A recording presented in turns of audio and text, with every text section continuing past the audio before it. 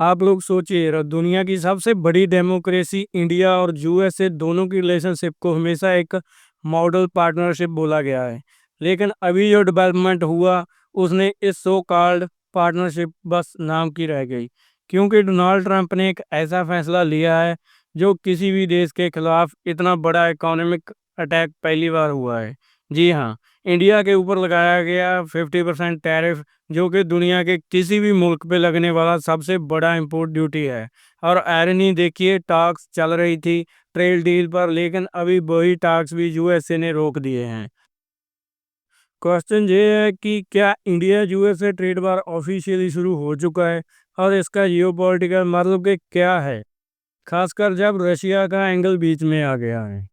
थोड़ा पीछे चलते हैं। अब देखिए, फरवरी 2025 में जब prime minister Narendra Modi USA गए थे, तभी से एक ट्रेड डील पर बातचीत स्टार्ट हुई थी। दोनों तरफ से उम्मीद थी कि बोला जा रहा था कि इंडिया यूएसए एक मिनी ट्रेड डील फाइनल करेगा, जिसमें कुछ टैरिफ्स हटेंगे, कुछ मार्केट एक्सेस खुलेगा।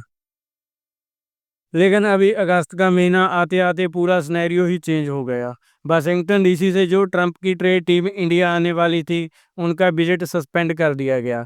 मतलब जो सेकंड हाफ अगस्त में मीटिंग होने वाली थी यूएसए के साथ, वो अब कैंसिल हो गई है।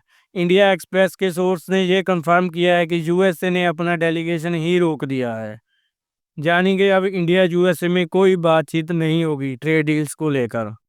समझने वाली बात यह है कि जब एक तरफ टैक्स हो रही थी, दूसरी तरफ ट्रंप ने एकदम से टैरिफ डबल कर दिया। पहले 25% ड्यूटी इम्पोज की गई थी इंडियन गुड्स पर, अब एक और 25% लगा दिया है, टोटल 50%। ये किसी भी देश से ज़्यादा है इंडिया पर। अब आप सोचिए जरा, इशू सिर्फ टैरिफ्स का नहीं है, डील अटकी है एक पुराने फ्लैश पॉइंट पर, एग्रीकल्चर मार्केट पर। इंडिया की पॉलिसी सिंपल है, अपने फार्मर, फिशर फोक और कैटल कीपर्स को प्रोटेक्ट करना। हर ट्रेड डील में भारत ने ये स्टैंड लिया कि लोकल एग्रीकल्चर को फॉरेन इंपोर्ट के कंपटीशन से बचाया जाए, ताकि हमारा एग्रीकल्चर मार्केट के साथ साथ किसान का भी नुकसान ना हो। दूसरी तरफ ट्रंप की डिमांड है कि यूएसए को इंडिया और एग्रीकल्चर डेयरी मार्केट में एंट्री दी जाए। भाई साहब, अमेरिकन मार्केट्स काफ़ी पावरफुल हैं। उनको अपने सोयाबीन्स, कॉर्न और डेयरी प्रोडक्ट्स के लिए नए मार्केट्स चाहिए, और उनका टारगेट है इंडिया का 1.4 बिलियन पॉपुलेशन वाला मार्केट, जहां पर मोदी ने एकदम लाइन खींच दी है। इंडिपेंडेंस डे स्पीच में उन्होंने ओपनली बोला कि फार्मर्स के लिए कोई कॉम्प्रोमाइज़ नहीं होगा। आप सुनिए ये जरा रिकॉर्डिंग।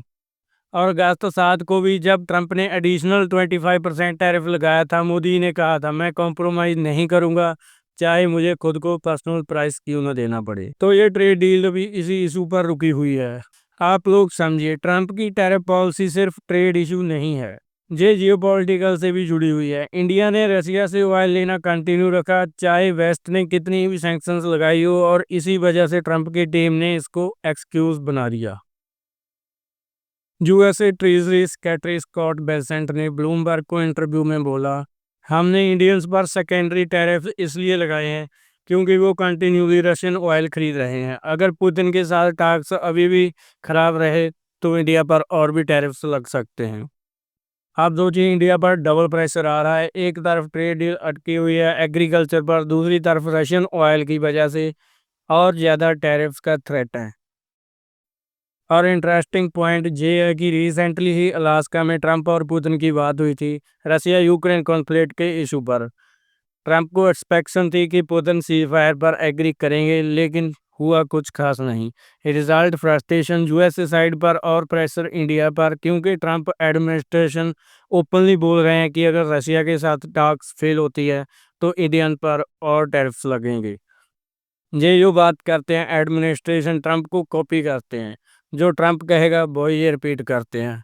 आपको याद होगा 2019 में इंडिया ने last minute RCEP trade agreement से बैकआउट कर लिया था।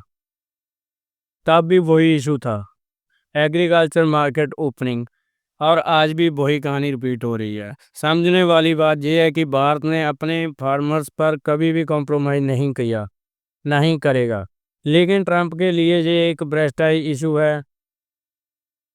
उनको दिखाना है कि वो अमेरिकन फार्मर्स के लिए नया मार्केट खोल रहे हैं, अपनी जगह बनानी है इन सब के बीच। जानिए, इस डिस्प्यूट के थ्रू बड़े सवाल उठे हैं क्या ग्लोबलाइजेशन खत्म हो रहा है? क्या हर ट्रेड नेगोशिएशन अब जियोपॉलिटिकल का एक्सटेंशन बन गया है? तो दोस्तों